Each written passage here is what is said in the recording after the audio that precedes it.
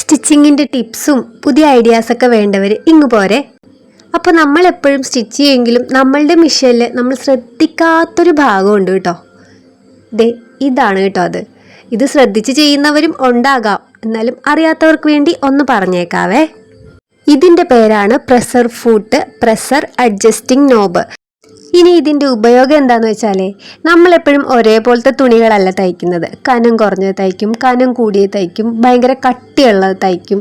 അങ്ങനെ പല type of fabric നമ്മൾ സ്റ്റിച്ച് ചെയ്യും അല്ലേ.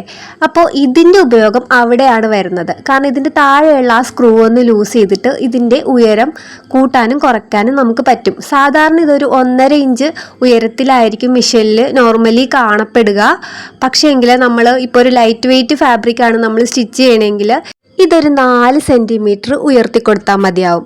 അതുപോലെ നമ്മൾ നോർമലായിട്ടുള്ള ഇപ്പോൾ കോട്ടൺ, റയോൺ അതുപോലത്തെ തുണികളൊക്കെയാണ് സ്റ്റിച്ച് ചെയ്യണമെങ്കിൽ ഇത് ഒരു 3 സെൻറ്റിമീറ്റർ ഉയർത്തി വെച്ചാൽ മതി. ഇതിപ്പോൾ നമ്മൾ കട്ടിയുള്ള തുണികൾ, അതായത് നല്ല ഹെവി ആയിട്ടുള്ള തുണികളൊക്കെയാണ് നമ്മൾ സ്റ്റിച്ച് ചെയ്യണമെങ്കിൽ ഇത് ഒരു 2 സെൻറ്റിമീറ്റർ ഉയർത്തി കൊടുത്താൽ മതി.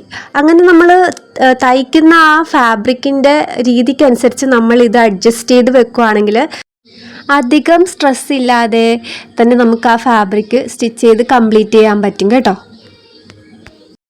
അപ്പോൾ ഇതറിയാത്തവരുണ്ടായിരുന്നെങ്കിൽ വീഡിയോ ഇഷ്ടപ്പെട്ടാൽ ഒരു ലൈക്ക് തരാൻ മറക്കല്ലേ.